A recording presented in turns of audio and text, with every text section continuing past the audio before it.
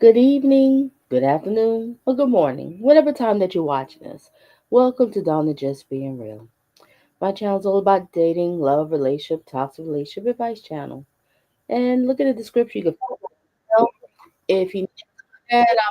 I'm going. I keep doing this. Oh boy, things happen. Okay, but you need to reach out to me. Make sure you look inside the description. You'll find my email, and we can go from there. If you need coaching, dating, love, relationship, toxic relationship, or advice or something, you need to speak to me something on the side personally, hey, email me. All right, now we're gonna get back into this trial. I've been wanting to cover this trial. Ooh boy, I know I'm supposed to be doing Diddy tonight, but I want to focus on this. I'll do Diddy over the weekend. Okay, we do the Diddy over the weekend. All right, let's focus on this trial here. All right, so we're just gonna do caps. So day two, I'm just gonna do like different, caps of the trial. I'm not gonna do the whole thing. All right, ladies and gentlemen, and make sure what you do is you hit the like, share your thoughts and opinions in the comment section, and also, if you can, share me out on your social media. All right, let's get into it. So this first one here, we're gonna watch this clip. Okay, what is this clip? This is on Law and Crime, and it says Sade Robinson's co-worker recalls her vanishing. I was scared. All right, let's see what they have to say here. Now, also, I will let you know the speed is on 1.30. Yeah, 1.30. If it's too fast for you, all you have to do is hit the setting and adjust it to your liking. And I'm going to also put some timestamps a little later so the people that's watching a replay. All right, let's get it. I've been wanting this trial. Oh my gosh. This is so sad. This monster that you see right here took on a first date, dismembered her body. Hmm. Beautiful young girl, going to school, working, had her own place, have her car, just being a good, a good girl, good young lady, on the right path, go on a first date with this lunatic, and that was the end of her. Beautiful girl. All right, let's watch this clip and let's see what it's all about. Make sure you hit the like, ladies and gentlemen.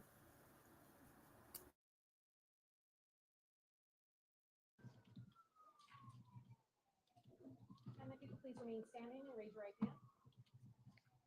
Do you solemnly swear that the testimony you give in this matter will be the truth, the whole truth, and nothing but the truth, so help you God? I do. You could please be seated, state and spell your name for the record. First name is Angela, Angela. Last name Young, Jung.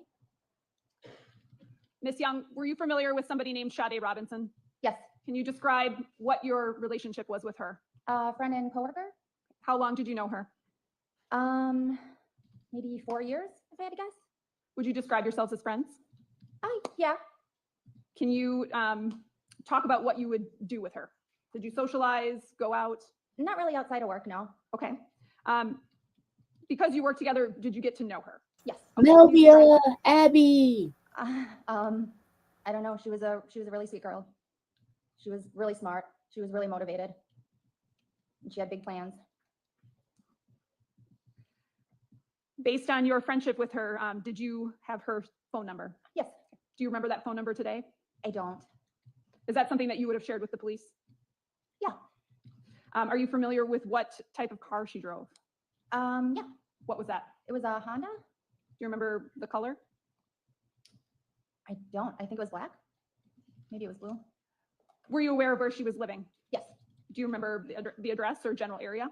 Yeah. What is that? Gosh, I can't think of the name of the street. Right off Humboldt, around the corner from Pick and Save. I can't think of the street offhand. Was it down by the Milwaukee River? Yeah.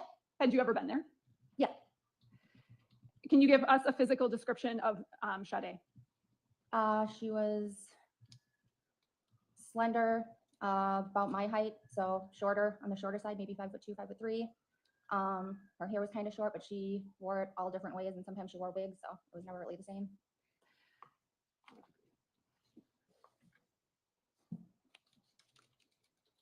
I'm going to show you exhibits 33 and 34 and ask you if you recognize what's depicted.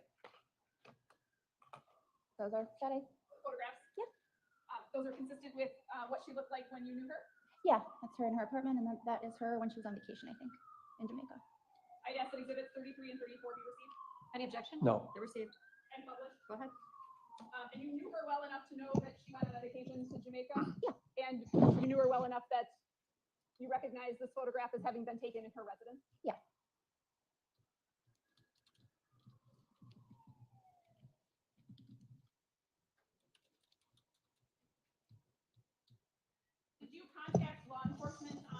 April 2nd, 2024?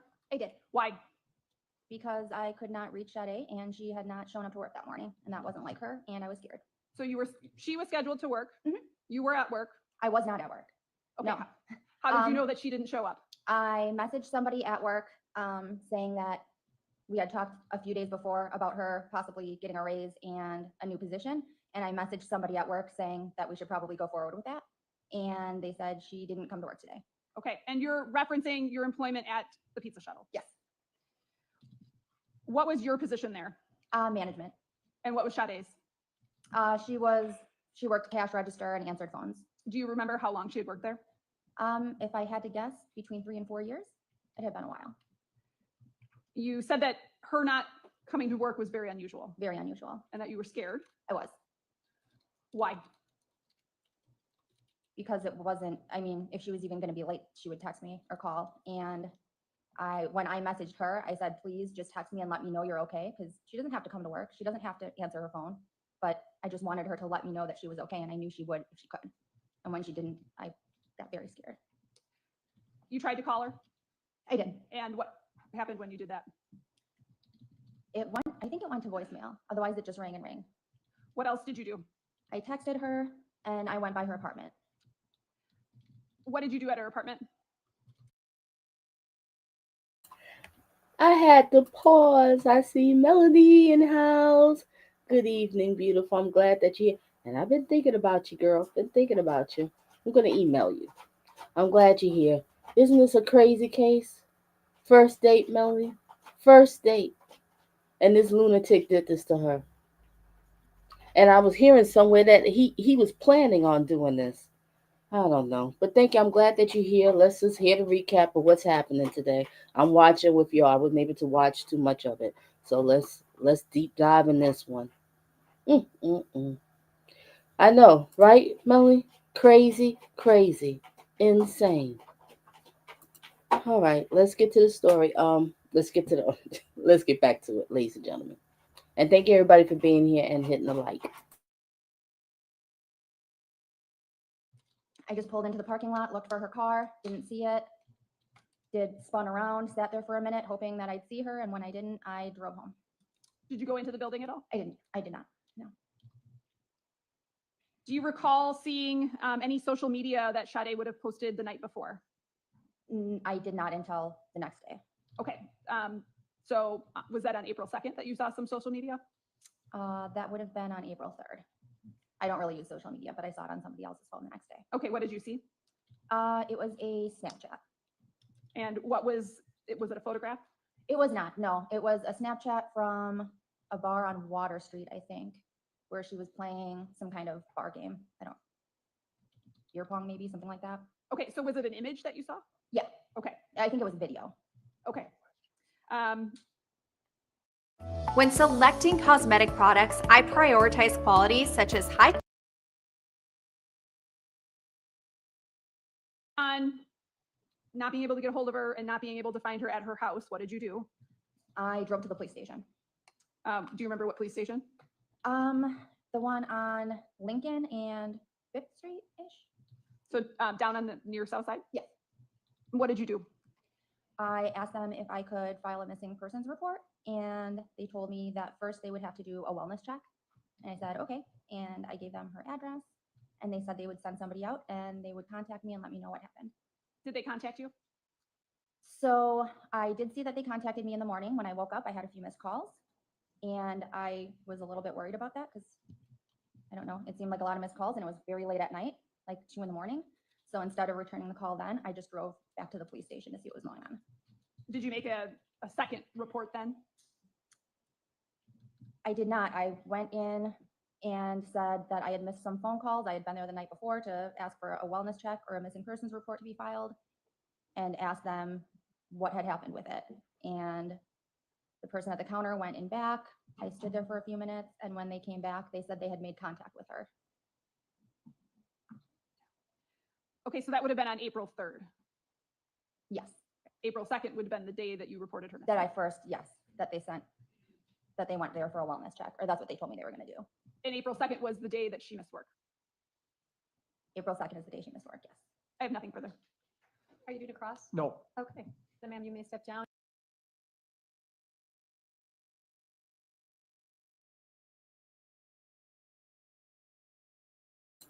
Okay, that clip was quick. All right, we're gonna get into another. Oh, I'm showing the wrong person. Oh gosh. All right, we're gonna get into another clip. We're just doing the clips of what happened today to recap of day 2. So it's gonna be silent for a second. Just give me a second to look for the next clip.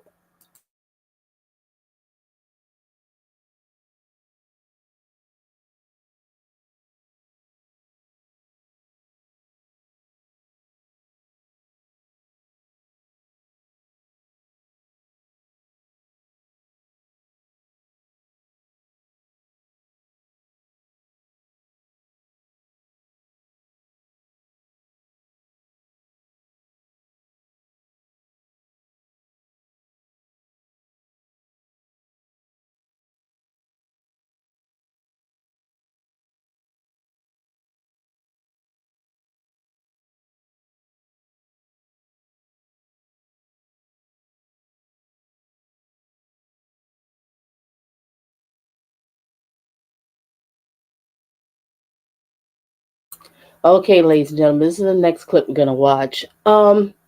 This clip says from Law and Crime. Let's pull it full screen. What is it called? Missing woman shared location with co-worker before deadly first date. All right, let's hear what this clip has to say, ladies and gentlemen.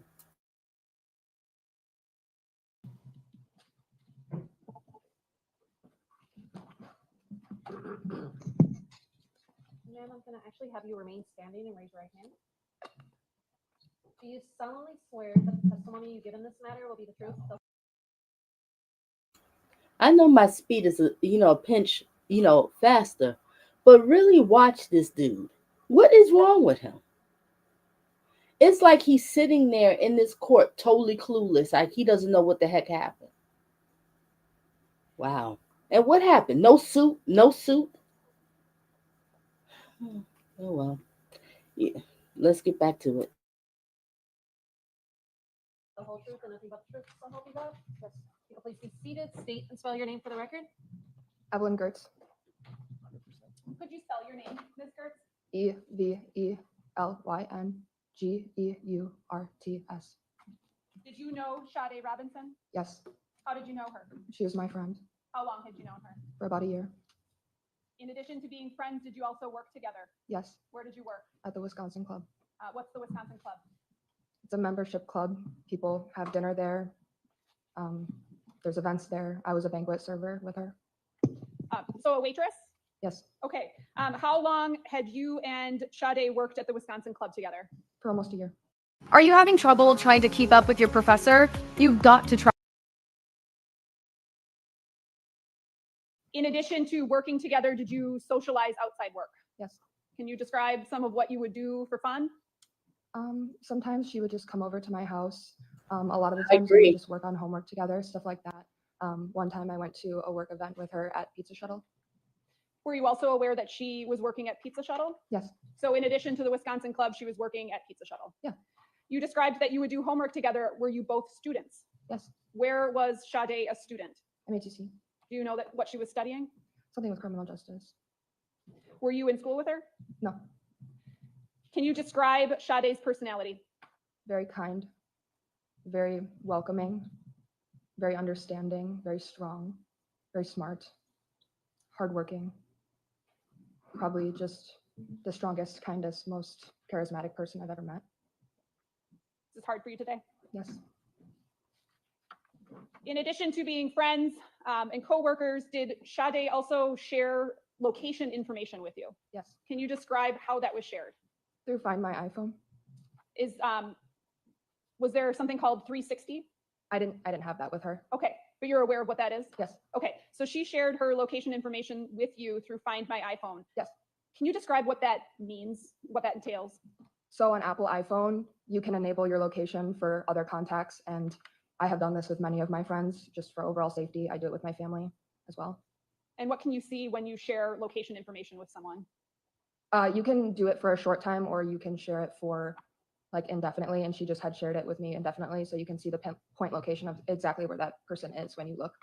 So if you were utilizing that app, you'd be able to see where someone was at any point in time. Yes.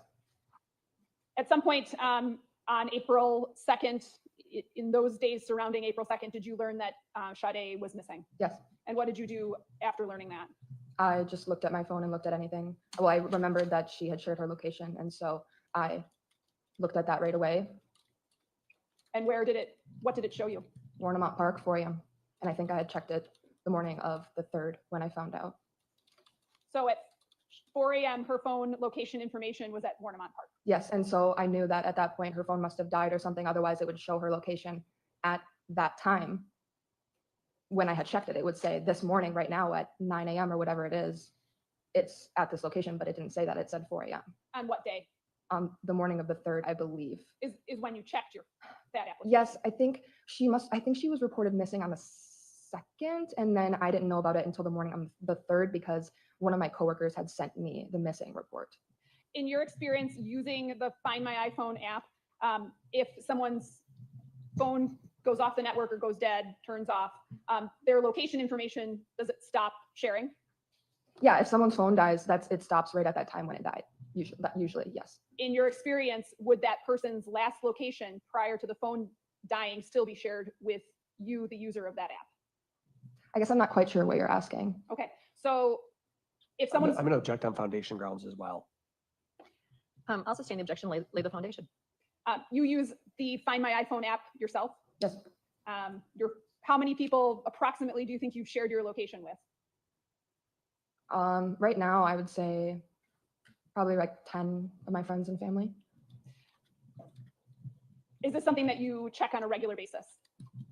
Sometimes I think more so my family and just sometimes my female friends. I think women were more so concerned about our safety, just in general, especially young women. So it's something that we have utilized for our safety. How old are you? I'm 23.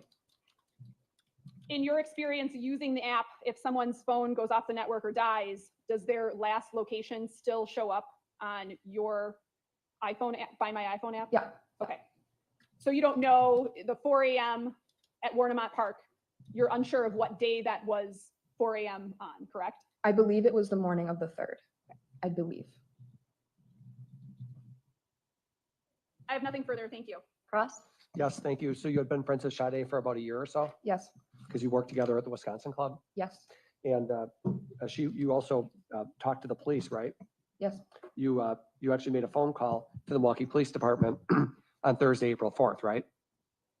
So I get the days mixed up because I have very poor memory from that time. So Okay. as soon as I had found out she was missing, that is when I called. Sure, date is not that important. So as soon as you found out she was missing, you made a phone call to the police department and expressed your concern, right? Yes. Never met Maxwell Anderson, have you? No. And Sade didn't speak No. to you about Maxwell Anderson? No. Only person she spoke to you about was Josh Stortz? Yes. That Yeah. was the person that she had told me most recently who she was speaking to. Sure. And you were also aware of the fact that, well, you actually helped her set up dating profiles, right? I did at one point. Yes. Tinder and something called Hinge. Yeah.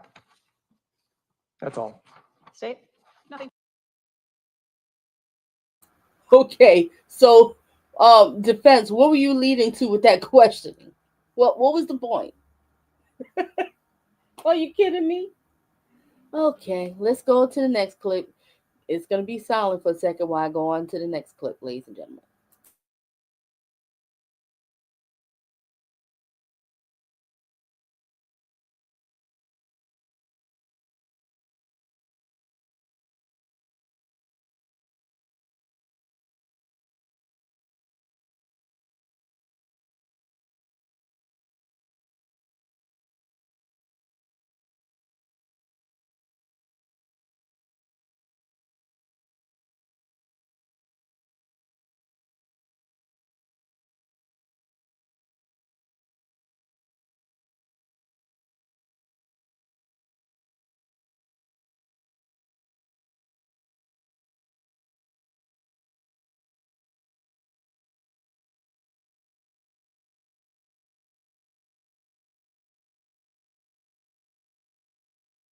Okay, now we got another clip here. What does this say from Law and Crime? Officers recall welfare check on missing woman after first date. Okay, let's watch this. Do you solemnly swear that the testimony you give in this matter will be the truth, the whole truth, and nothing but the truth, so help you God? Yes, I do. If you could please be seated, state and spell your name for the record. My first name is Nora, Nora. My last name is Donegan, D like David, Onegan. But I'm formally last name Burlow, Burlo. Thank you. Detective Donegan, how are you employed? I'm a detective with the Milwaukee Police Department, How long have you been with the department? 7 years, How long have you been a detective? for about 6 months. Prior to being promoted to detective, where were you assigned and what was your rank? I was a police officer at District 5. Does District 5 encompass the area of 1858 North Commerce Street? Yes, it does. That location's in the city of county of Milwaukee. It is. When you were assigned to District 5, can you explain what your general basic duties on a day-to-day basis were? Sure. We responded to calls for service. We also conducted traffic, foot patrol at times. My partner and I were assigned to the tavern squad or the licensed premise squad. So we had some additional duties of monitoring gas stations and bars and things like that. We also responded to help out with medical emergencies and things like that. Were you working in that capacity on April 2nd, 2024? Yes. Who was your partner that day? My partner was James Terrell.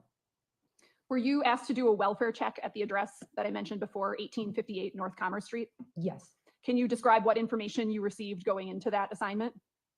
So my partner and I had actually been in District 7 conducting a specialized patrol that night. I noticed looking at our CAD system, our call system where our calls come in and we can visually see information regarding those calls. I noticed a call, a welfare check for the address 1858 West Commerce or North Commerce, excuse me. And upon clicking on that call, it was noted that there had been a suspicious vehicle fire where the owner of the vehicle had tried to be located but hadn't been found earlier on in that day. And it was requested again that officers go back to her apartment and try to locate her. Did you have a name associated with either that apartment or the suspicious vehicle fire at that point? Yes. What was that? Sade Robinson. Approximately what time did you and Officer Terrell make your way to that location? Our shift ends at 3 a.m., but we went at about 4 o'clock, maybe 3:45. And what did you do once there? So prior to getting there, we actually made contact with the maintenance man who lives in the building. And once we were there, he let us in and escorted us up to her apartment. Do you remember his name? Yes, What was it? Eddie Feliciano. Then what happened? He provided us access to the apartment. My partner and I just looked around to see if she was there or if anything seemed out of place or suspicious. Was anyone present inside the apartment? No, What apartment was it? 309. Describe the general layout and your observations of the apartment. It was a studio apartment. When you first enter, there's a bathroom to your left. There's a larger closet to your right. And as you move into the apartment more, there's a kitchenette to your left. And then in front of you is all big open space, a studio.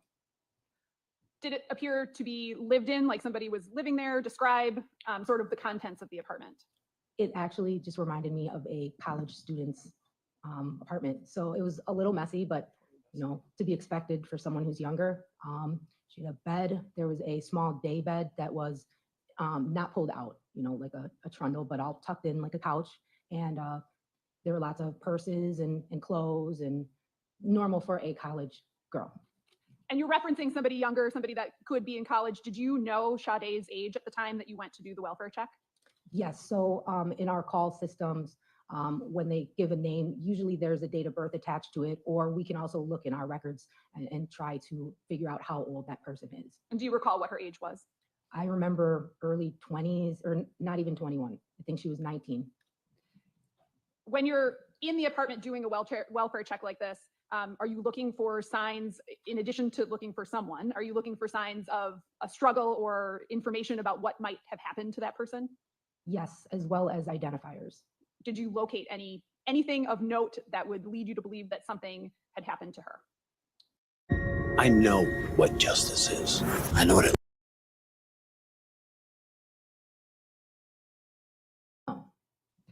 And did you find any identification? Yes, What kind of identification? I found a Wisconsin ID in a purse. So nothing suspicious in the apartment at all to lead you to believe that something had happened to her. No. Then what happened?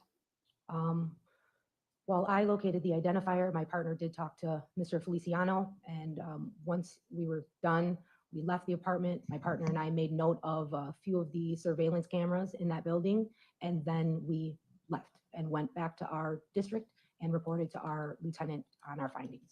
Were you able to access the surveillance cameras at that time? No, we were not. How come? Mr. Feliciano does work in the building. However, he is not office staff. He didn't at the time at least have access to the tenant's files or information. Where did you take note of the location of those surveillance cameras? There was one camera in the elevator area, I believe when you got off the elevator on her floor, on the 3rd floor. And then on the 1st floor, I'm gonna start from the outside, actually. So when you first come into the apartment building, there's a camera. As you're walking down the hall, there's another camera. We didn't make it all the way down the hall because it cuts off to that elevator area to go up to the 3rd floor. You could see a camera at the end of the hall on the ceiling. And then in the elevator area, there was a camera. So the elevators are visible. Did you take note of where the resident parking was? Was there a parking lot associated with this building? Yes, Where was that? right in front of the main entrance. It's a large apartment building. And that would be, Parking lot, excuse me, would that be on Commerce Street? on Commerce Street, yes. What did you do after taking note of the video camera locations? Like I said, we went back to our district and then informed our lieutenant of our findings. At some point, did you learn about a human leg having been found at Bournemouth Park? Objection, hearsay.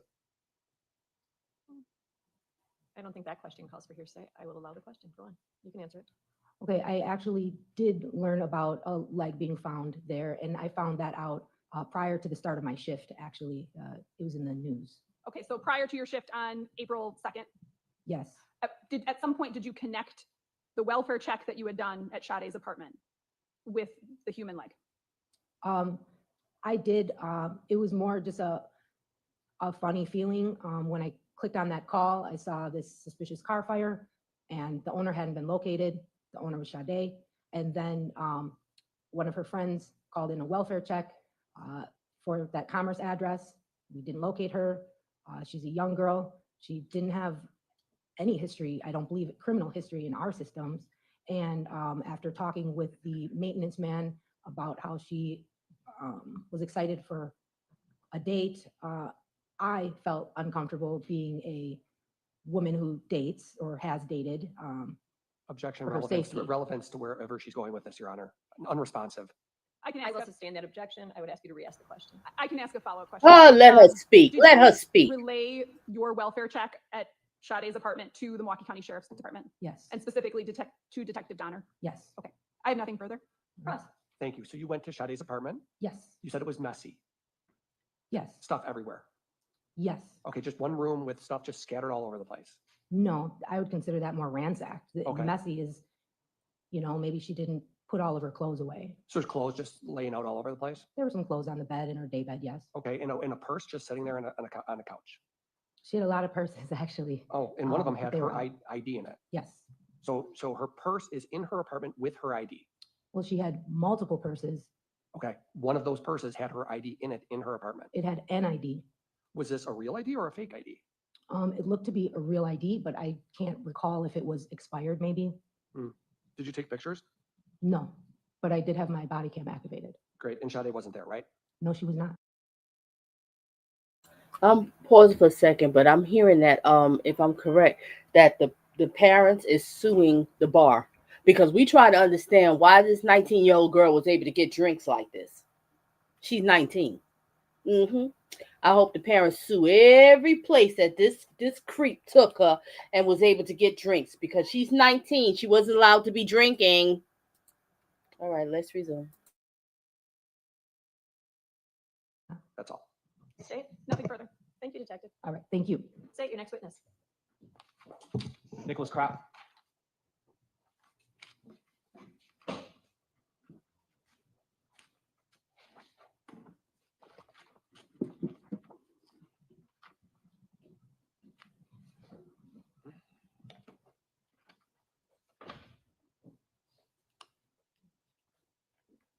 Can you solemnly swear that the testimony you give in this matter will be the truth, the whole truth, and nothing but the truth, so help you God? Yes, I do. If you could please be seated, state and spell your name for the record.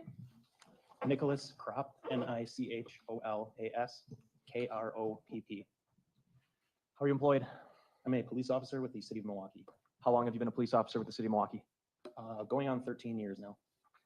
Were you working back on April 3rd, 2024? Yes. What was your shift that day, and did you have a partner? Yes, I had a partner. It was Markel McKinley, Markel McKinley, and we were working day shift, 8 a.m. to 4 p.m. that day. On that day, were you assigned to conduct an investigation into a possible missing person? Yes, I was. Were you provided the name of Sade Robinson for that person? Yes. And on that date, did you look up any information before conducting follow-up, going out and conducting follow-up? Yes, we primarily review the reports from the prior shifts when a missing has been filed to see what has been done and what needs to still be done and continue along the same lines of the investigation. So basically, at the start of your shift, you get up to speed, and then you decide what you're going to do next? Correct. What did you do? After reviewing the reports, we went to Ms. Robinson's apartment to do another check just to make sure she had not returned to the apartment and try to see if there was anything that would provide further investigative leads within the apartment at that time. The apartment you're referring to was that apartment 309 at 1858 North Commerce Street? Yes, it is. Did you meet someone from another department there? Yes, there were members of the Milwaukee County Sheriff's Department. Did you make contact with the property manager? Yes, Do you recall her name? it was Christine. I don't recall her last name.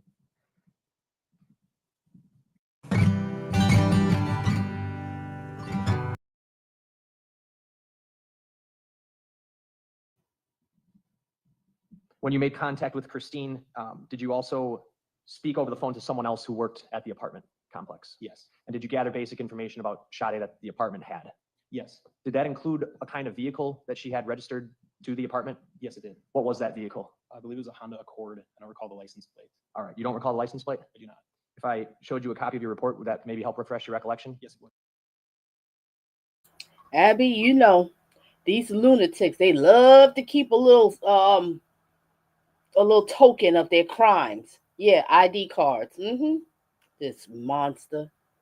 But you know, Abby, what I'm trying to understand, you remember they said that the blood that they found in the home wasn't her blood. Whose blood is that? Where did he do this crime at? That's the part I'm lost at. I don't know. All right, let's resume.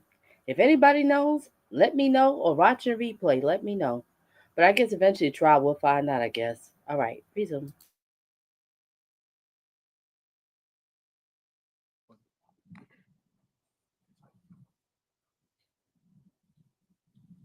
Just going to have you read right here, silently to yourself, and then tell me when you're done. Okay. Do you recall what kind of car that was listed as Sade? It was a Honda Accord with the Wisconsin registration plate ASP1171. Honda Accord or Honda Civic? I'll stipulate it's a Civic. Honda Civic. I'm Okay. sorry. ASP 1171? Yes. After getting that information, did you go to her apartment Yes. and did you look around inside? Yes. Did you find her? We did not. Did you find an ID card for her? I believe we did find an ID card. Yes. Did you find a cell phone? I don't believe we found a cell phone. After checking her apartment and not finding her, did you subsequently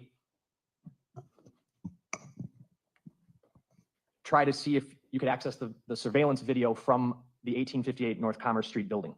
We did. My partner primarily did more of the surveillance video, but I did view parts of it. Yes. Okay.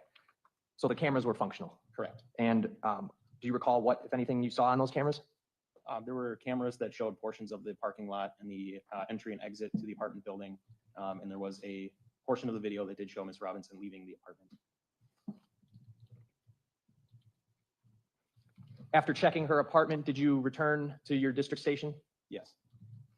In the subsequent days, did you conduct additional follow-up investigation related to Ms. Robinson being missing? Yes. On April 6th, did you go to the area of the south side of Milwaukee? Yes. Okay. I want to talk to you about what brought you there. Why is it that you went to that location? During a portion of the missing investigations, One of the things that I tend to do is file exigent requests with social media companies, phone companies, and things like that, which can often provide locations associated with either the device or the account. One of the ones that was performed was a request with Verizon. There was one through Facebook, through Meta Platforms, the parent company of Facebook and Instagram. And through those requests, we were able to determine approximate last locations of connections from the phone number associated with Ms. Robinson, as well as the Facebook account and some Gmail and Apple accounts as well. On April 6th, where did that information exactly lead you to go? The Verizon return indicated that it was in the area of South Kinnickinnick, in, I believe, on the border of St. Francis. Okay. Was there, where did the information come that led you to the south side of Milwaukee, the city of Milwaukee? We searched a significant number of locations. Is there a specific? Did you search the area of like Alverno College? Yes. Okay. Jackson Park? Yes. I'm going to show you what's already been entered into evidence as Exhibit 443. It's going to come up on the screen to your right. If you, I don't know if you can see that, or if I need to move it, I can. Yeah, I cannot see that. Now it's on. You want me to turn it? Yes, please.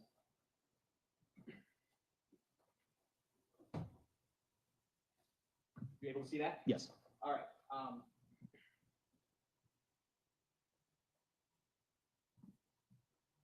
On Exhibit 443, we're looking at a portion of the city of Milwaukee, correct? Yes. In the middle here, the street going across is West Oklahoma Avenue, correct? Correct. The main street to the south would be Morgan Avenue, Correct. and that's where Alverno College is, and we got 43rd Street right here, correct? Correct. So did you search the area of Alverno College? Yes. And what areas did you search, and what did you find, if any? We searched an area along the entry to Alverno College. We did not find anything there, and I believe that search was based off of points off of an app provided by a friend. Okay, so you would have gotten that information as it was briefed to you, as it was provided to other members of law enforcement? Correct. Understood. Then you also, did you indicate you searched the area of Jackson Park? We did search the area of Jackson Park. What did you do there? I believe most of these points, where the points shifted, it was in the area of waterways, which was consistent with other information that we've been given prior.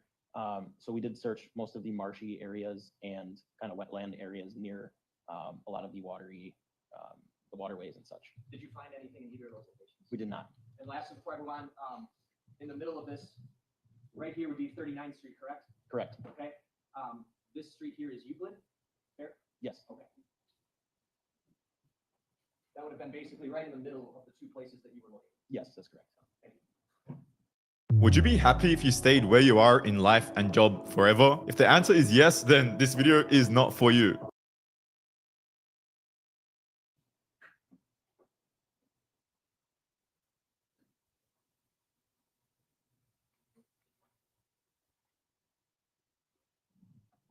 You had also mentioned searching the area of South Kinnickinnick near, or in St. Francis, correct? Yes. So I'm shifting the map over here and going to zoom in.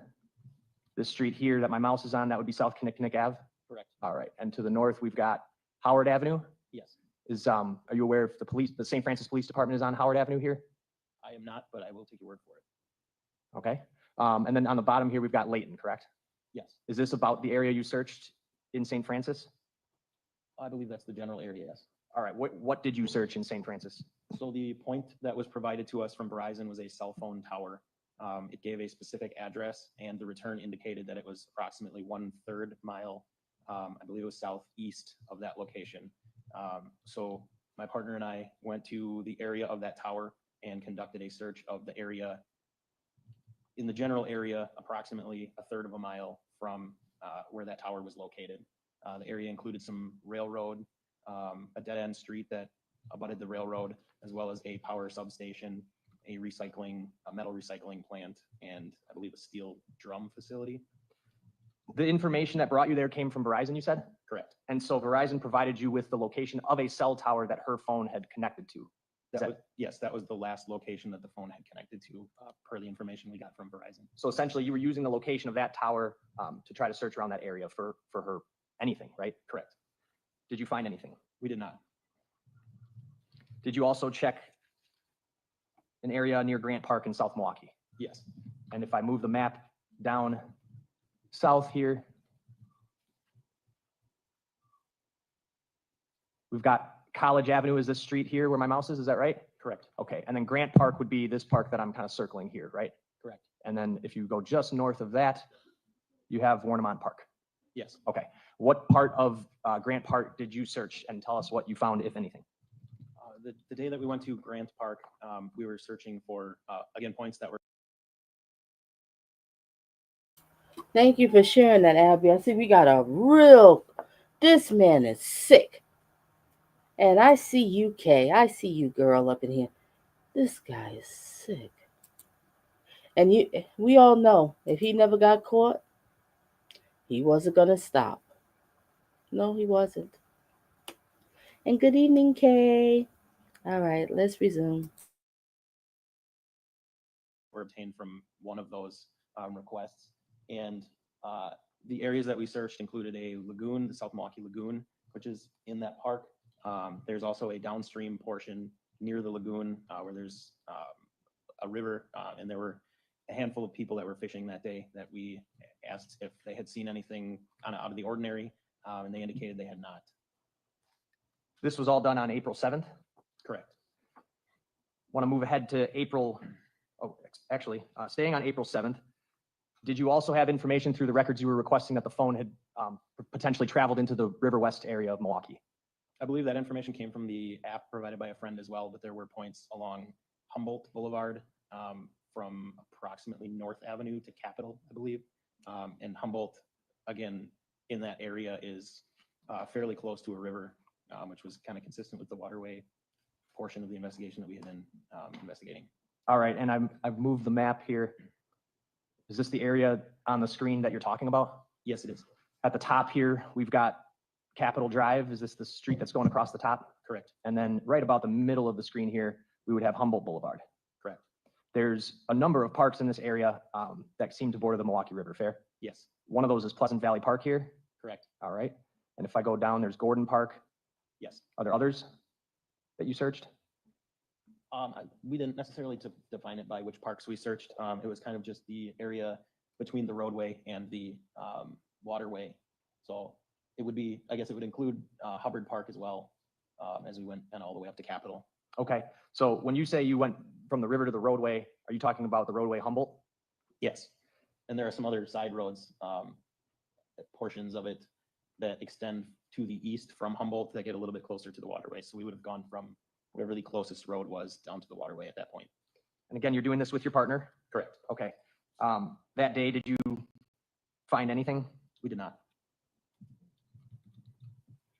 Let me guess. You're thinking about going to therapy. And as a therapist myself, of course I'm going to.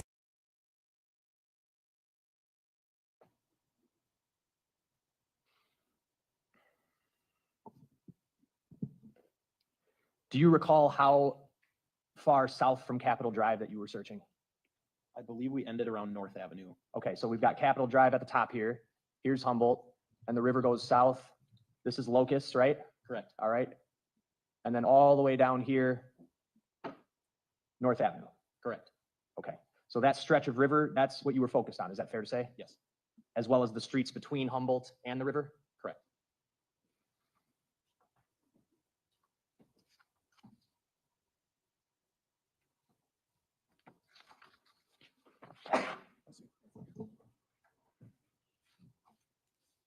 Anything found of note? No. Did you participate in any searches of Warnemont Park? Yes. In what capacity? I'm also a member of the Milwaukee Police Underwater Investigations Unit. That is our dive team. We did respond out to Warnemont Park. I believe it was about a week later to attempt dive operations in trying to locate any evidence of the missing or homicide that may have occurred. Would April 15th sound about right? Yes. Okay. How many people were on the dive team that went out with you? I don't recall the exact number. I believe we are at about 12 to 15 people, but not everybody was there that day. And what area of the shoreline did you search? Can you describe that? There is a kind of almost hidden beach that is at the end of a pathway that goes down to a waterworks area. We searched nearly half a mile of shoreline. I believe it was slightly less than that, but it was kind of the fairly accessible area if you had gone down that entry to the waterway, or I'm sorry, the waterworks facility. That would have been the city of Cudahy pump station? Correct. Okay. And you went there, I assume because that's where you had known the leg had been found? That's correct. Anything found? No.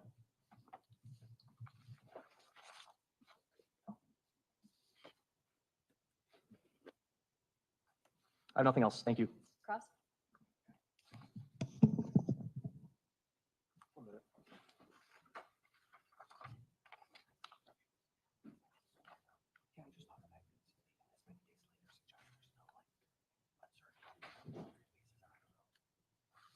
Yeah, just briefly, Judge. Good morning, officer. Good morning. So you just testified about kind of your role in the investigation. The first thing you zeroed in on was her location data from, was it Verizon? That was one of them, yes. And that's why you explained that you had searched all those various parks along the river, correct?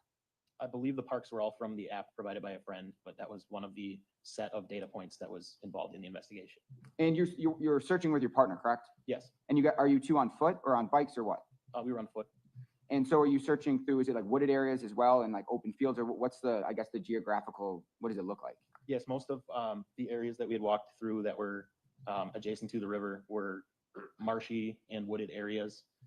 We did perform searches of that general area on multiple days, and noted that one of the days the water had receded significantly, so there was parts of the shoreline that were exposed on the second date that were not previously, so we searched it again on a day where the water level was lower as well. Okay, and your area that you're searching is confined to just how far away from the river? It depended on the area. There were some areas where it was pretty. Why does he look like? Do y'all? I don't know. Does anybody get it with him? He just. It's like he doesn't understand. Like he's confused. Why am I here? I hope they did some sort of psychological evaluation with you. Yeah, we need to know what is wrong with your brain. Resume. Be narrow to the river where there would be, a steep hill or something, for an example, where the search would not have gone as far from the river. There were other areas where it was kind of a larger, flatter area, which kept us, farther from the river, or made the area larger and spanned farther from the river. Okay, and about how many hours did you spend searching the river area? It would have been the majority of at least 2 shifts, so probably 16 plus hours, I would imagine. And did it encompass 2 different days? Yes. And during those searches of the Riverwalk, you didn't find any evidence of anything of evidentiary value? Correct. You didn't find like a knife? No. A saw, any weapons? No. You didn't find any clothing? Not that seemed relevant to the investigation, no. And during your search of these areas, do you search any residential areas, any residential neighborhoods? My money keeps growing. Savings growing? Uh-huh. Checking too? Yeah. Low rates? The areas that were generally close, we would walk closer to some of the houses. I don't know that I would say that we searched through the residential areas. Did you search around where Max Anderson's residence is? I did not. Okay. And you said so April 6th was the search of all around the Riverway, correct? I believe that was it. And then April 7th was when you went to Grant Park. That sounds correct, yes. And then that's where you were looking through the lagoon and through the stream. Correct. And you didn't find any evidence at Grant Park, correct? Correct. And then about a little over a week later, April 15th, you participated in some dive operations at Warnemont. Yes. And I assume this dive unit, it's several different officers, or is it just you? No, it's several officers. Okay, and is you hooked up like to kind of like scuba tanks, or what is it like? It depends on the situation. I believe in that one, we did not have scuba tanks on because it was very shallow in the area that we were searching. So in order to put all of the equipment on that we would for a deeper dive, it wouldn't have been necessary for that particular operation. Okay, and then how far away from the coastline are you in the water? We did make multiple passes, so it varied. Each pass was different, so we covered more area.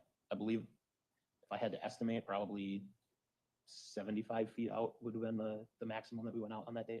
Okay, and is it like a line of dive unit officers searching in unison? Yes. Okay, and this area that the water, inside of the water, is it like rocky or is it sandy? There were portions of it that were sandy, but the majority of it were larger rocks. Okay, and the reason that you're searching that area is because you said that's the area where the leg was found. Correct. And you didn't locate any instruments, like a knife or an axe or anything like that? No. And you didn't find any bones or any flesh or anything like that? No. I have nothing further.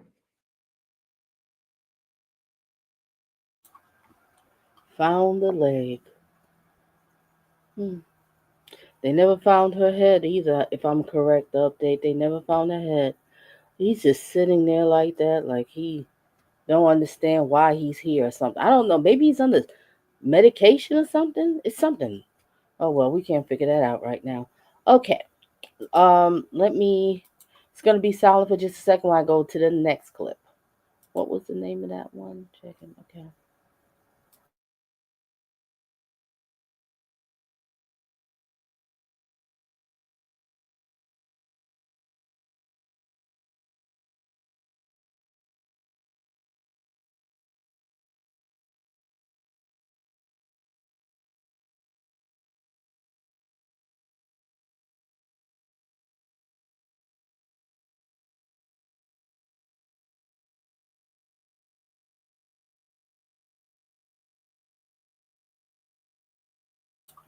All right, now we got another clip here. Now this one here is okay.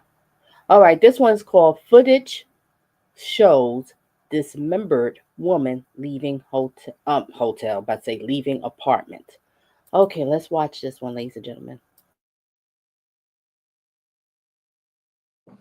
Okay, we are still on the record with the same appearances. We're still on the state's case in chief. State, are you prepared with your next witness? Yes, the state would recall Detective Blanchard.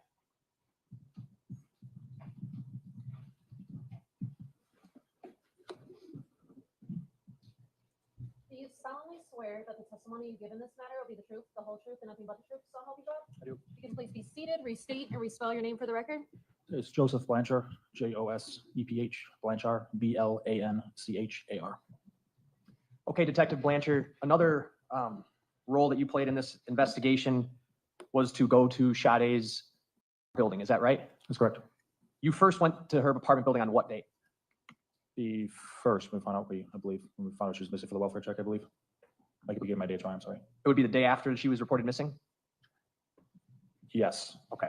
So that would have been April 3rd, right? 3rd. Okay. Apologies, yes. When you went to her apartment building, did you speak to a woman named Christine Shuda?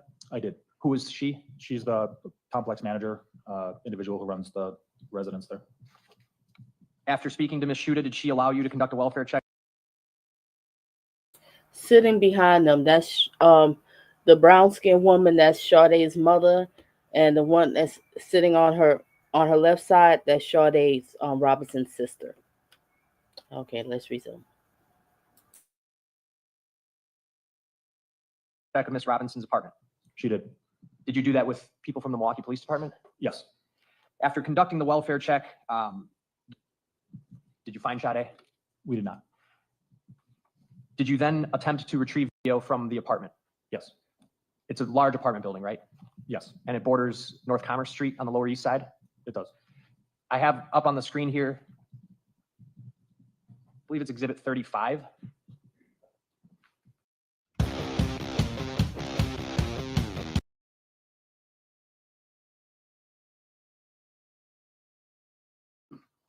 All right, is this the video you got from the Commerce Street Apartments or one of them? Yes, this is an angle it looks like from one of the videos.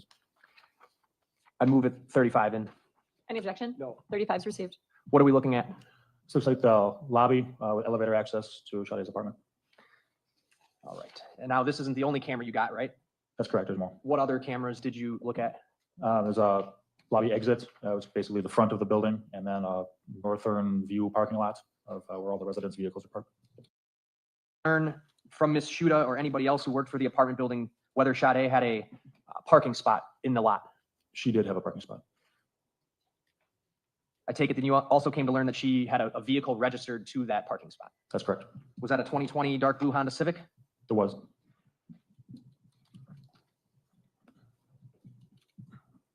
The video you got, did you attempt to obtain video from when she left the apartment that day? Yes. Is that what we're about to see here? Yes, I can't see the numbers. It looks like it's Very yeah. small up in the corner. I can zoom in briefly. I believe it's roughly 9 o'clock. I believe. Well, I guess I can't zoom in on that.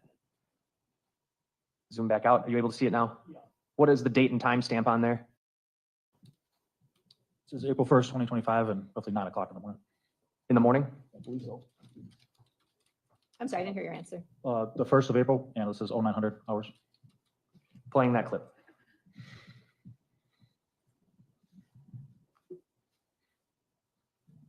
And that's Sade leaving? That is. She's got a black coat on, white top, looks like ripped jeans and white shoes. That's correct. She carrying anything in her hands? It's like her cell phone and keys in her left hand. How about her right? Her right, it looks like it's got a, she's got a shoulder bag, looks to be darker color. Bigger than a purse, but a type of bag. All right. That was the clip titled Robinson leaving lobby. And the next clip is Robinson exit.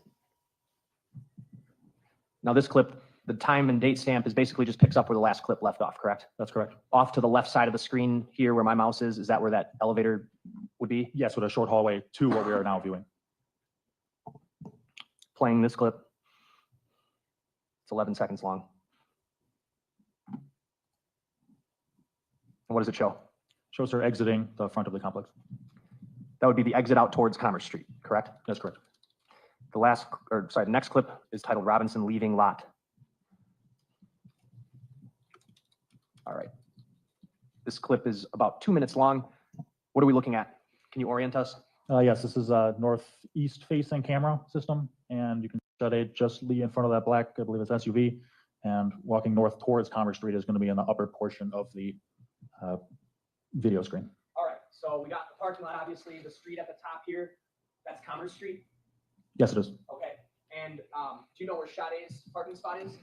Yes, it's right in the middle of the frame. I kind of point to it here. Yes, please. Right about here. Okay. And in fact, there's kind of a reddish car there. It's actually the one behind that. It's kind of blocked by the camera, right? Yes, it is. This over here, this street, Commerce Street, kind of travels northeast, right? Yes, it does. This bridge over here, that would be the Holton Street Bridge, right? It is. What business or building is on the right side of the screen? You've got going up that street. Water Street Brewery, I believe, or what are the breweries to the right? Yes. Okay. I'm not familiar which one, I'm sorry. All right. And then this individual here, That is Ms. Robinson. this timestamp is really hard to read. April 1, 2024, 9:00:44. Yes. We'll play this clip. Does skip in the middle. But what are we seeing here, Detective? She is currently walking north to her vehicle through looks like the center of the lot. This would pick up right after the last clip that we watched her walking out the front, correct? That is correct. Now it's froze.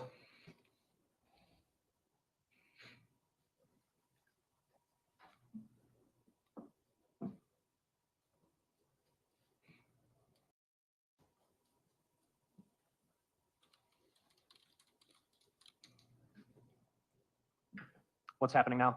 So she's entered her vehicle, and now it's making a partial U-turn to go to the exit of the lot, which is north on Commerce Street.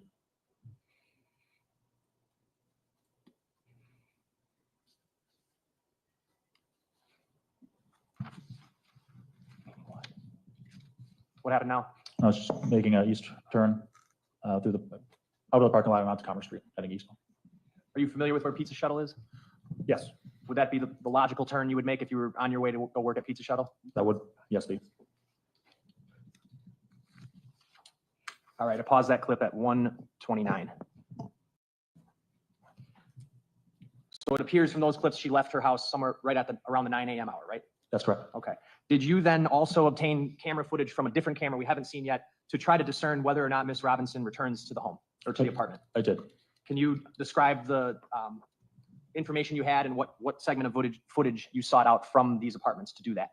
It was the nighttime hours and trying to ascertain whether or not she came. Okay, we are still on the record with the same appearances. We're still on.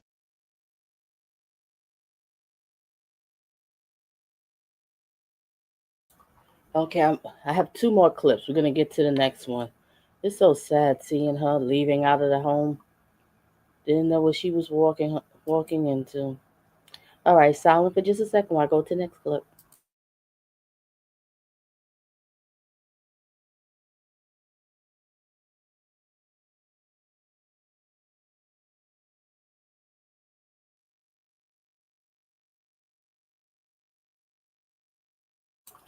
Okay, this one here is called, what is this one called?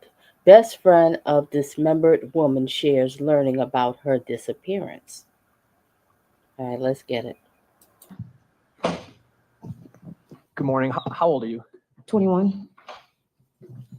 Were you friends with Sade Robinson? Yes. How long had you known Sade Robinson? Since 4th grade. Yes. You two the same age? Roundabout. Okay. What school?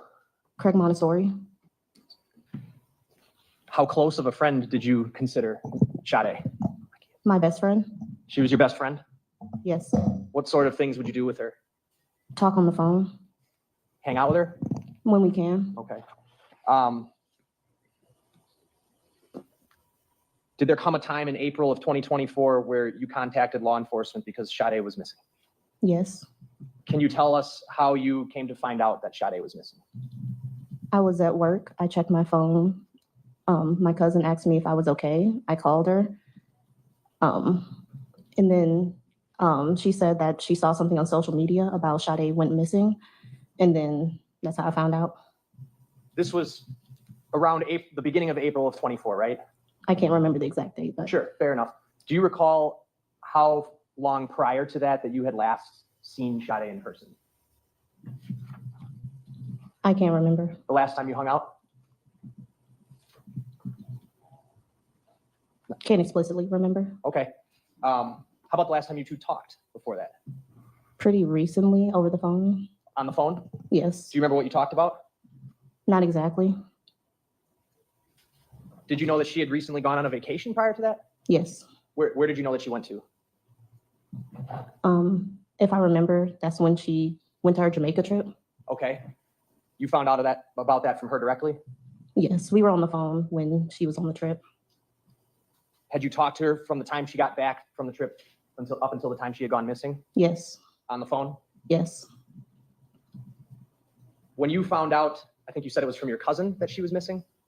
Is that right? Yes. When you found out that information, what did you do? I can't remember the exact timeline of events. That's fine.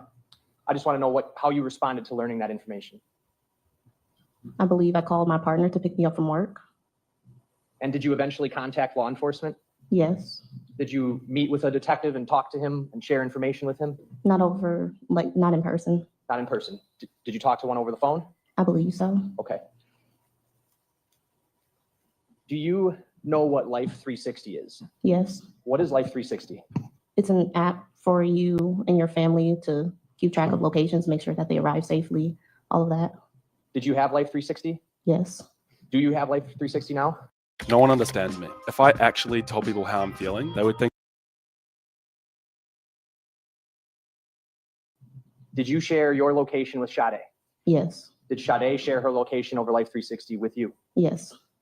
When you found out that Sade was Killer looked like did you ever Jeffrey Dahmer's son. Yes. Did you also have Find My phone app? Yes. Is that a similar kind of service? Yes, just through iPhone.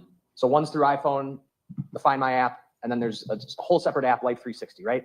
Yes. You shared your location with her on both? Yes. When you contacted law enforcement, what information did you want to provide them? My last, with the apps, her last locations that I had on my phone. And how did you provide that information to them? In person, on the phone, over email? Screenshots over email. Okay, I'm going to show you exhibit number 39. Yep, that's fine. All right, I'm going to hand you exhibit 39. It's a stack of papers. Just looking at the very top. Do you recognize the first page? Yes. What is on the first page? Me contacting the person to say, hi, I have information. This is an outgoing email from you to a detective? Yes. And the detective that you emailed, what was his name? It looks to be Detective Brian. Okay. I'm going to move up a little bit here. About halfway through the packet, did you send another email? Yes. And was it to the same detective? Yes. What was the content of both of these emails? What were you sending him? Information related to her whereabouts that I had. From those apps? Yes. Both of them or just one? Well, I see the first one says Life 360 and Find My. Okay. Can I see the second? Sure.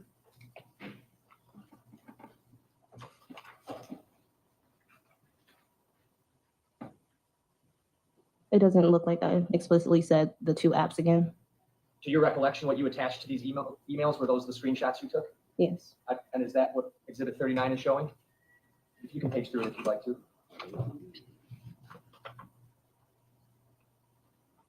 Yes. I move 39 and then ask to publish. Any objection? No. 39 is received. Go ahead. Okay, I'm gonna put these up on the TV for you, okay? Just make sure you can see this TV, all right?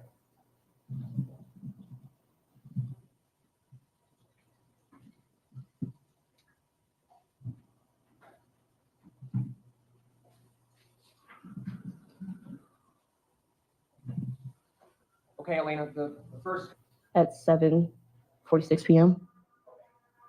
I'm gonna go flip to page 2 here. This is a part of the screenshot you sent, correct? Yes. What app are we looking at here? Life 360. And what is it showing about Sade's location? Can you describe that for the jury based on what you're seeing on this screenshot? It said that Sade was in a drive from that street to another street, and that's how long it took to get there. Okay, you said that street to another street, there's a map on the screen, right? Yes. And there's this sort of line here, right? Yes. What does that line mean to you when you're looking at this app? That's the route she took. Okay, and it would start at the white? Sometimes I can't remember. It usually tells you. You can go ahead to page 2 here. It says drive details, right? Yes. Where does it say that she drove to and at what times? She drove to 1137 North Water Street at 6:30 and arrived at 6:35 p.m. So basically a 6-minute drive, and on the previous page, that's the route she took. Yes. Fair to say? Even tells you the top speed, right? Yes. 38 miles per hour?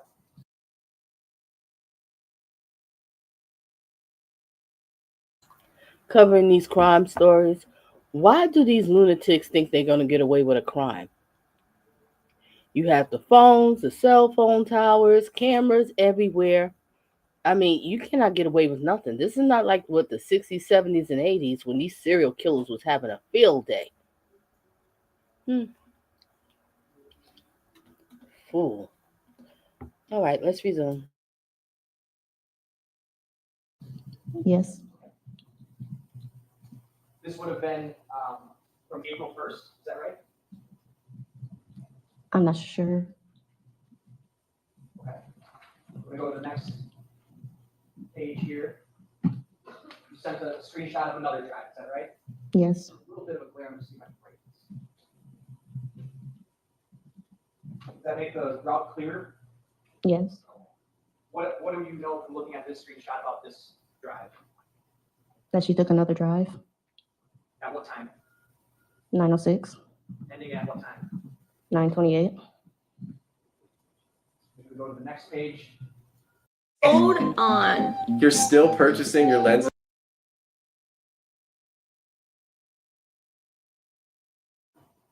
Where she went from and where she went to?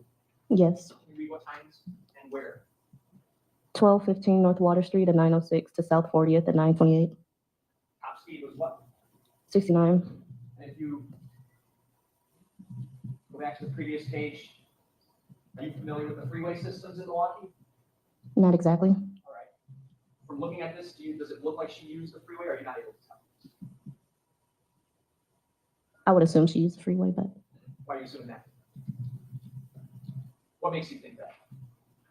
the direct way to get from north to south side is usually that straight line. Okay. Go to the next screenshot. This one kind of goes across 2 pages, so I'll actually start at the second page.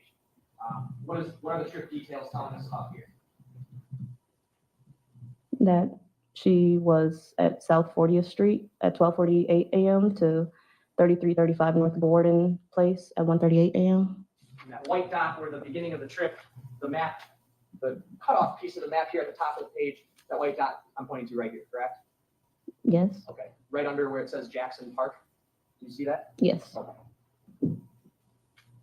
Then going back to the previous page.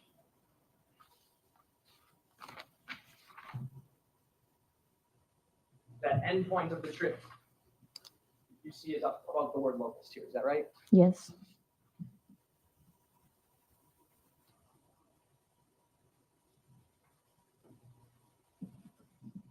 So that trip ended at 1:38 a.m.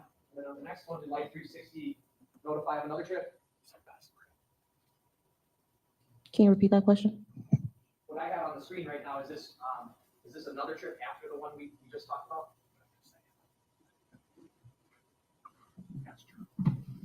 Yes. That's how life, like they wouldn't add. Do you mean like, can you repeat that? Let's do it this way. This screenshot is one you sent, correct? Yes. What are we looking at here? What is this screenshot showing us? Showing you? A trip, All right. What time does it say that the trip began and ended? 2:01 to 2:53. And that white dot is up here next to the word Shorewood, right? Yes. And then it kind of zigzags back and forth. Is that fair to say? Yes. And then goes down towards the bottom of the page, right? Yes. All right. And then if we go to the next page,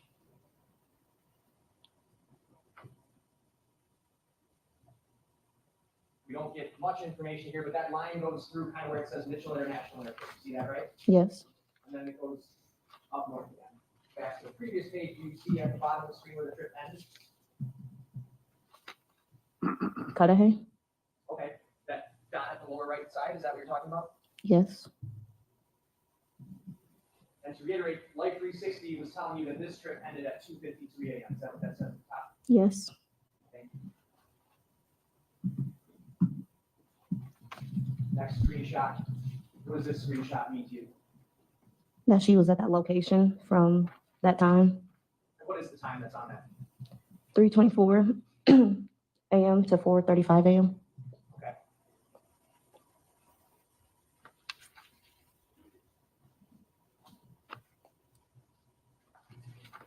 And the next page, that would just be the location details on the previous page, right? Yes. This is different. This isn't showing us a trip, right? No. It's showing us what? The location she was at. Okay.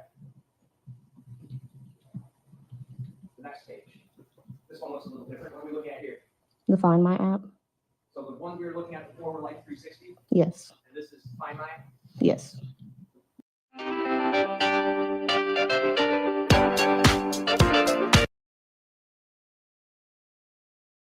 Icon right here.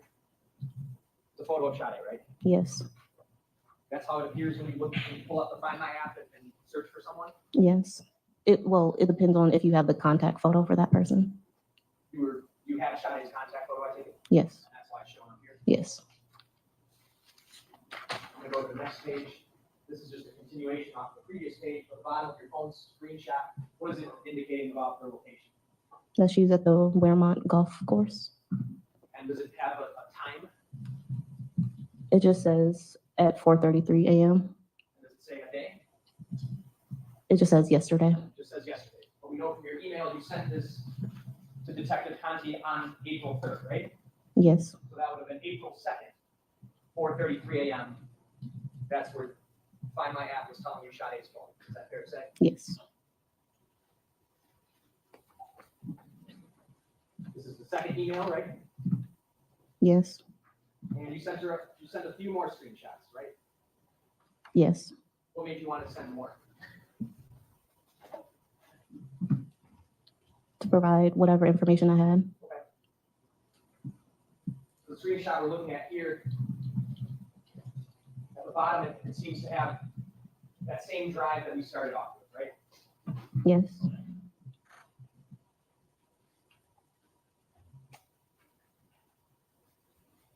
It also indicates that she made a 3-mile drive from 4:55 p.m. to 5:04, right? Yes. And if we go to the next page, we're moving ahead 9:06 p.m. to 9:28. It even tells you phone use, right? Yes. This time frame would talk about Sade's 9-mile drive that she made from those times. Yes. And the map, are you familiar with what part of town is on the map here? Semi. Okay, what part of town is it, in your own words? Downtown East Side. Do you recognize what this is?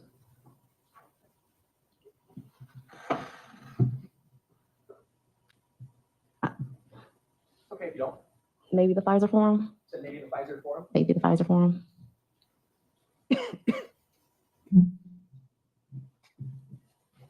page, more details about that trip, right? Yes. Now we go back in time, 4:55 to 5:04 p.m. Does this apply to form again here? Possibly. Okay.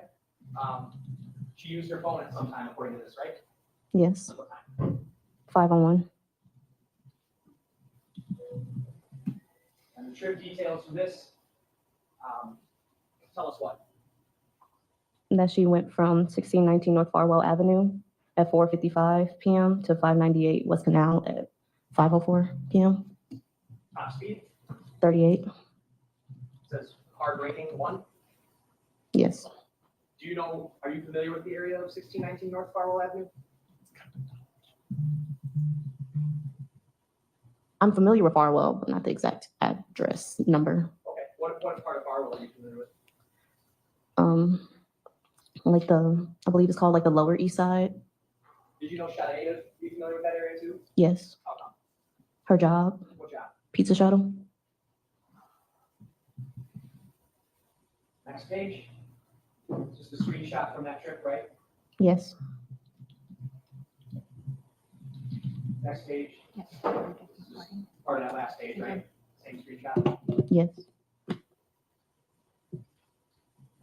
This just shows her hard braking at 458 near North Jackson Street, right? Yes.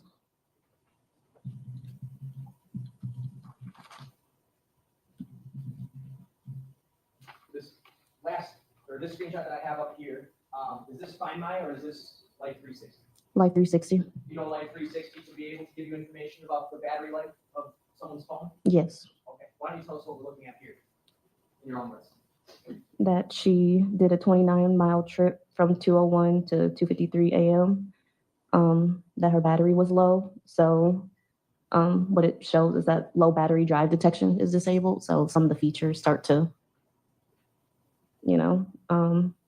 and then that she was at 3335 North Gideon Place from 1:38 to 2:01. And then from 48 to 1:38, she did a 10-mile trip. All right, if we go to the next page would show that 10-mile trip began near South 40th Street, correct?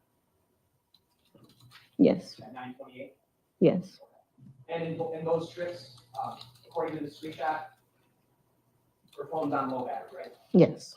Can you repeat what you said about, or explain what the app does when your phone is on low battery, from what you understand? So when it's low battery, because I know it's a different subscription that you have to have that I don't have currently, but some features get disabled. Most likely it's like a battery saving feature. Okay.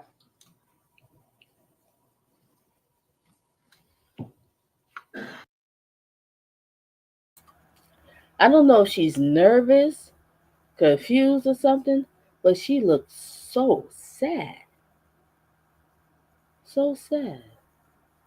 Maybe she's just uncomfortable. She's a young lady, This is a lot for her sitting in the court. You lost your best friend. I think they said they know each other since 4th grade or something, or 4 years old. I don't know, something like that. They got history together. Looks so sad. Resume. And the last screenshot that you sent.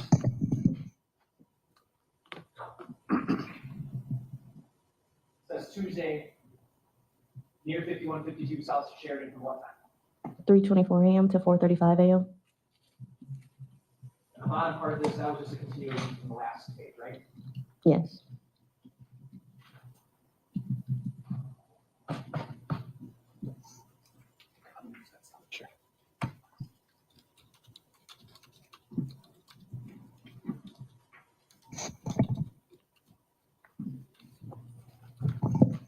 After that 4:35 a.m.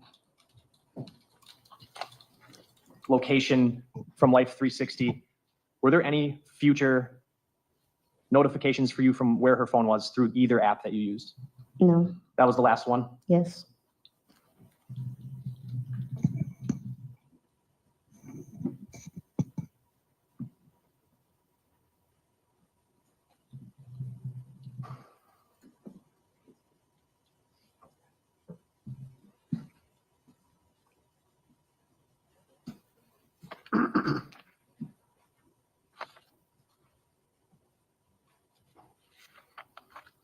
That's all I have. Thank you, Judge. Cross-examination? Thank you. You knew Sade since 4th grade, you said, right? Yes, Best friend, right? yes, And when you spoke with the police, it was your goal, obviously, to try to be helpful to the police, right? yes, Because it's important to try to, for you, it was important to try to give information so the police could hopefully solve the crime, right? yes, Okay. Now, you hadn't actually seen Sade since January. Would you agree with that? yes, Okay, but you would text with her and communicate by phone, right? yes. When you say text, when you would text, are we talking just you pick up the phone and you send a text message, or are there other ways in which you texting means other things?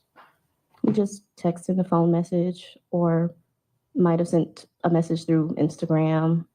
Okay, that was my question. The word text can mean sending a message. Well, DM, you could DM someone through Instagram, right? Yes, And you can communicate through Snapchat. I didn't really use Snapchat. Okay, you weren't friends with her on Snapchat? I just personally don't use Snapchat. Okay, were you and Sade back then in April of 2024? Were the two of you linked or connected on Snapchat? Look at this psycho. Look at. I believe so. I just don't typically use the app, so Okay. Facebook is another way to message someone? I don't use Facebook. Okay.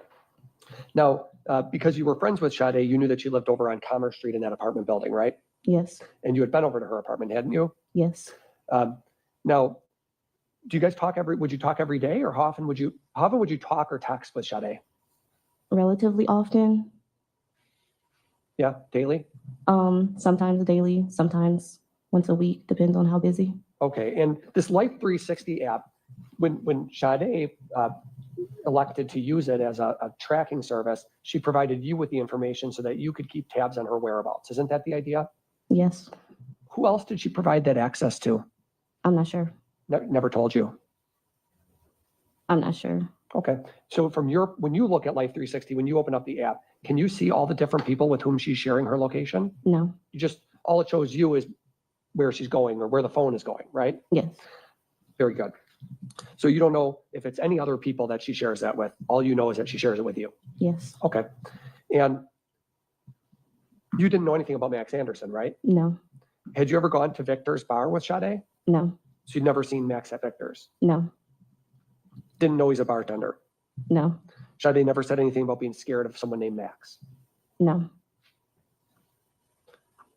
But Sade would talk to you about, because you're friends, Sade would talk to you about various dates she was going on and various men she was seeing, right? Yes.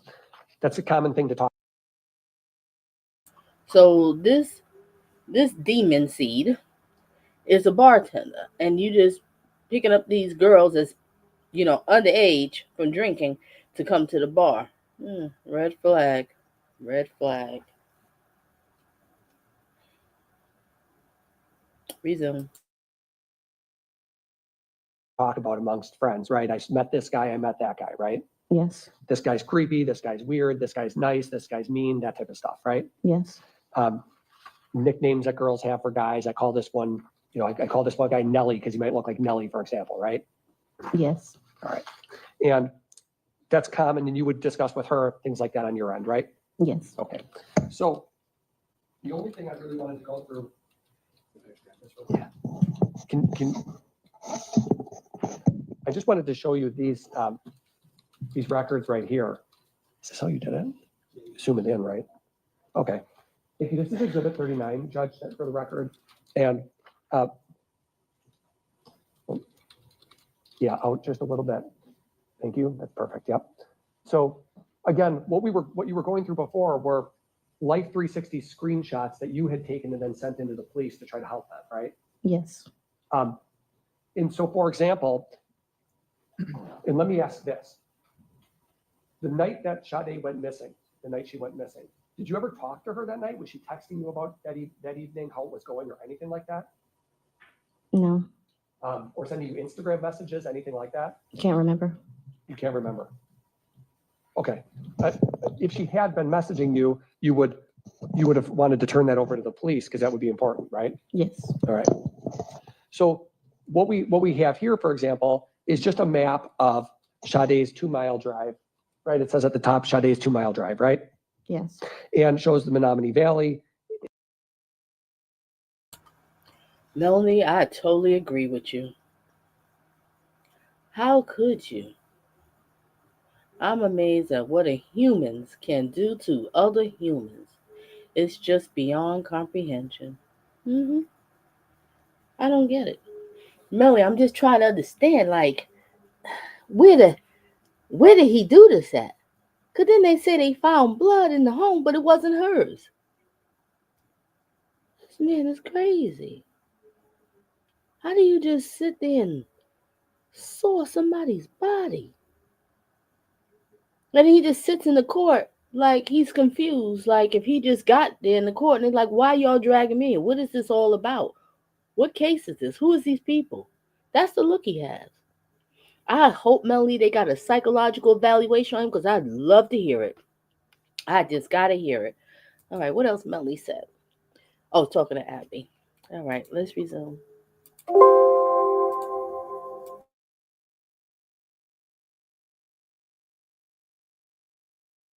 And then shows some place up by off of Juneau Avenue, but it doesn't tell you, you didn't have any idea where specifically she was going, right? No, Did you know, for example, if she was going to the Twisted Fisherman, did you have any idea? no, And then when we see Sade's drive details, Clybourne Street to Water Street, you're familiar with Water Street, right? semi, Hmm? semi, Okay, what's the street that has a lot of bars on it? You know that. yes, And that was a place that Sade would go periodically, right? not sure. And then here, I know the state went through this with you, but again, it shows a 9-mile drive from Water Street right down to 40th Street, right? Very precise. Doesn't it? Yes, And it even shows when you're looking at it in real time, it shows the starting location and the specific endpoint, right? yes,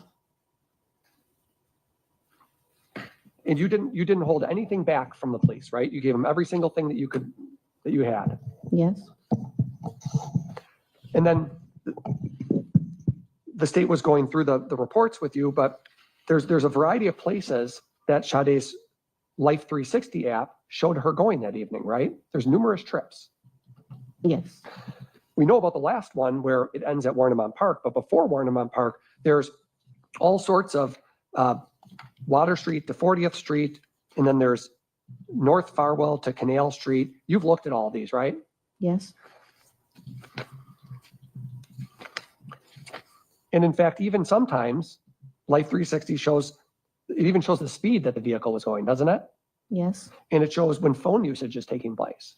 yes, So it's providing, from as far as you know, it's providing data, information that you can look at to see if a person is safe, right? yes, Is that the idea behind it, to make sure someone's safe? yes, And this is very common, isn't it very common amongst the youngsters, young people? It's very common to share data, share their location, so others will know where they are, right?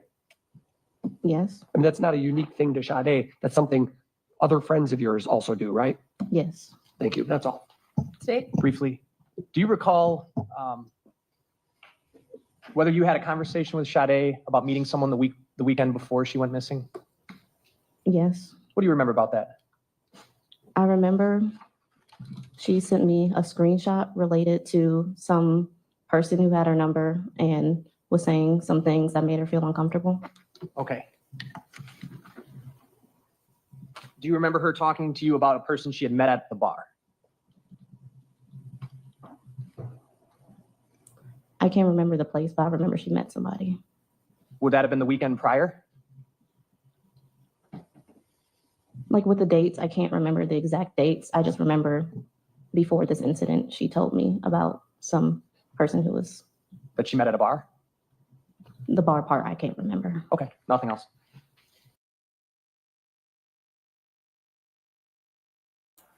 Okay, ladies, and I think I have one more clip. I know this is so hard for her. They've been friends for how long?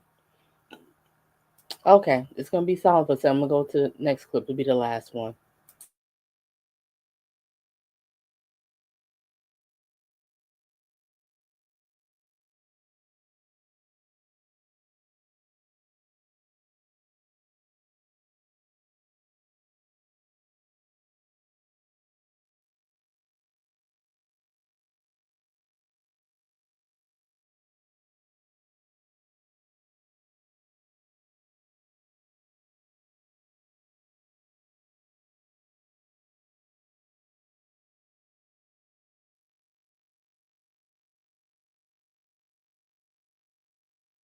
All right, this clip here is about 10 minutes. We're gonna watch this one be the last one of the clips. It'll be a little faster than a little less than 10 minutes. 'Cause I have it on a faster speed. Now this one says, what does it say? Surveillance footage shows last moments. Sade Robinson was spotted alive.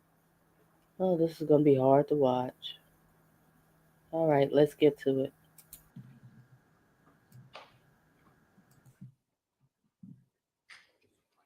Do you solemnly swear that the testimony you give in this matter will be the truth, the whole truth, and nothing but the truth, so help you God? I do. You could please be seated, state and spell your name for the record.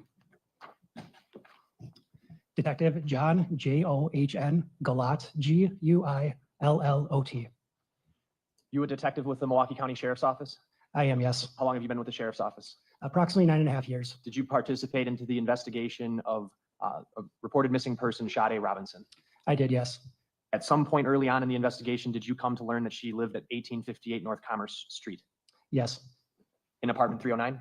that's correct, yes. Did you ever personally go to that apartment complex? I did, yes. And did you become aware through your investigation that she had a job? That is correct, yes. She was reported missing on or about April 2nd, correct? That is correct.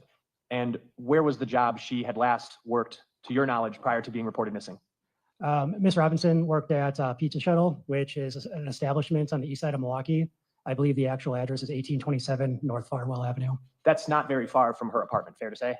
Correct. You could just go up Commerce Street East, hit Humboldt, and get there pretty easily, correct? That is correct.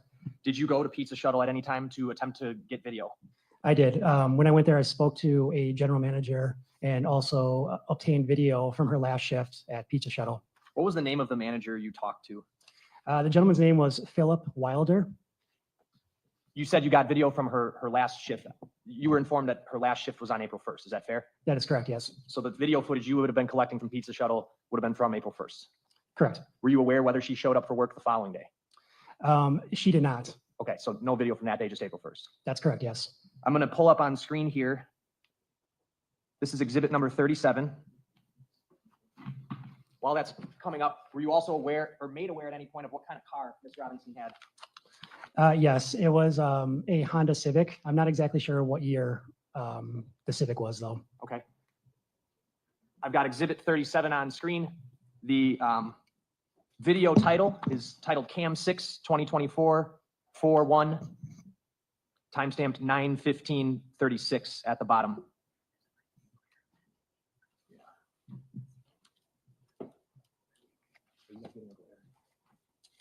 You good with that TV where it is?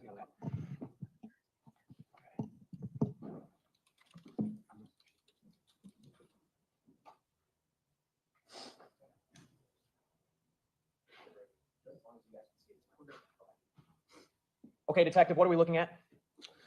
We are looking at the, I guess you can call it a parking structure underneath the Pizza Shuttle. It's just parking. And again, that's underneath the actual restaurant itself. And this is the video from Pizza Shuttle you recovered? That's correct. I move exhibit 37 in. Any objection? No. 37 is received. The layout of Pizza Shuttle, we've got this parking structure, which would be or parking slab, if you will, on street level, right?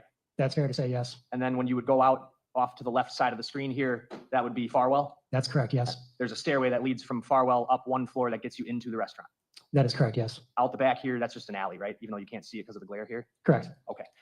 Off to the left here, what is this that I'm circling? That's Sade Robinson's Honda Civic. I'm gonna play this clip. It's less than 2 minutes. What are the shape of her taillights? It kind of resembles like the letter C. You can notice that specifically when the taillights are illuminated.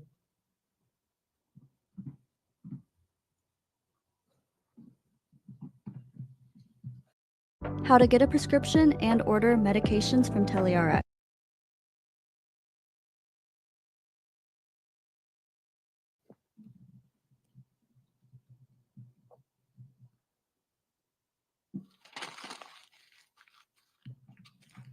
Is that her getting out? That is correct, yes. Nobody else gets out of the car? Correct. All right. And the direction she's walking would be to get to the staircase to go up to the restaurant. Correct. Stop that clip at 50 seconds. I'm next going to play camera 3 from the same timestamp. I'm going to advance the video to 50 seconds. sorry.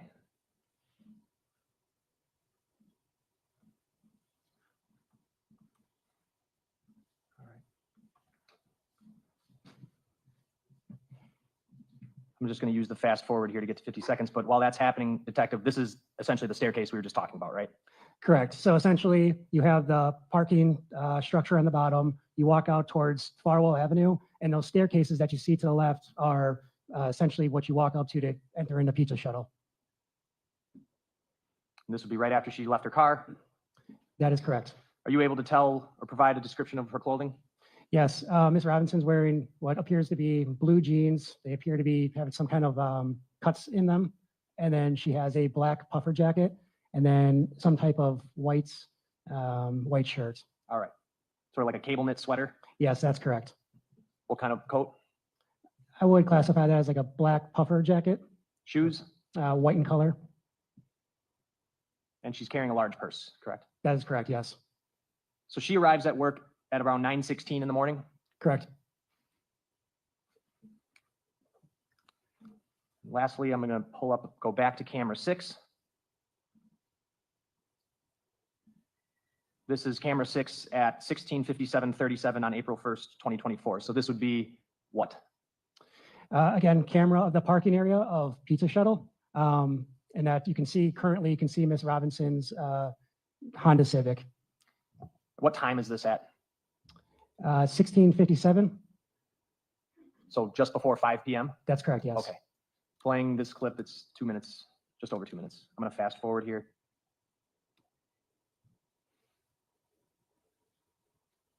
Appears she's sitting in her car, fair? Correct. All right. And now an employee coming up to talk to her?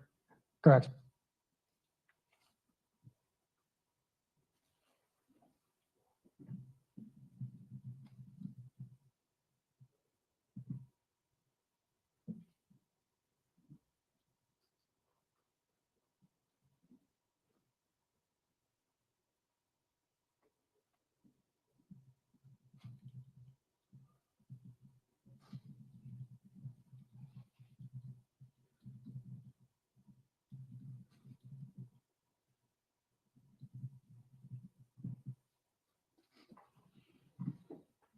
Clock just past 5 p.m., right? Correct. And her taillights come on. She's pulling out of the spot, correct? That is correct. Employee waving by to her. Correct.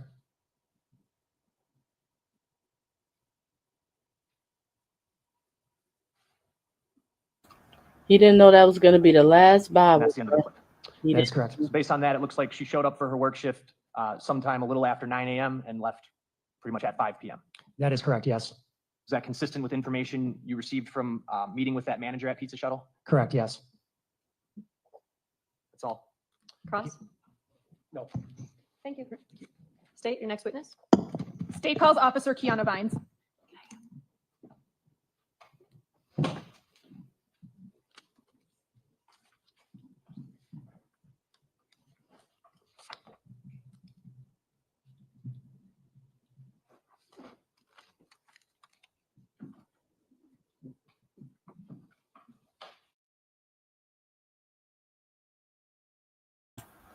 Oh, that clip was ending.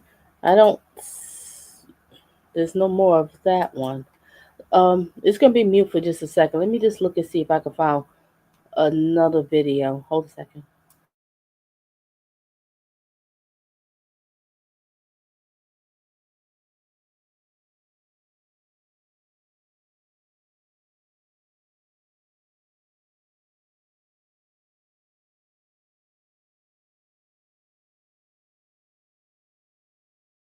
Okay, ladies and gentlemen, that's all the clips that they the short clips that they have for today, because the trial was like about what 7-8 hours and everything. All right, but I will be following this, and I will do some more probably, of day 3. Maybe I'll do something over the weekend and see what happens tomorrow. If not, go from there. But thank you, ladies and gentlemen, for being here. Thank you for engaging. Thank you for hitting the like button and all that good stuff. And stay tuned for some more of Donna. And we're gonna I'm gonna follow more of this, and then also gonna do more over the weekend with the update of what happened during the week with the Diddy trial. Such a mess. Oh my gosh. All right. And that's it. We're going to have a moment of, let me see in back. You are so welcome, Abby, and thank you for being here. Melanie, Melvia, and everybody that's here. All right, let's have a moment of silence for this beautiful young lady. Let's have a moment of silence for her.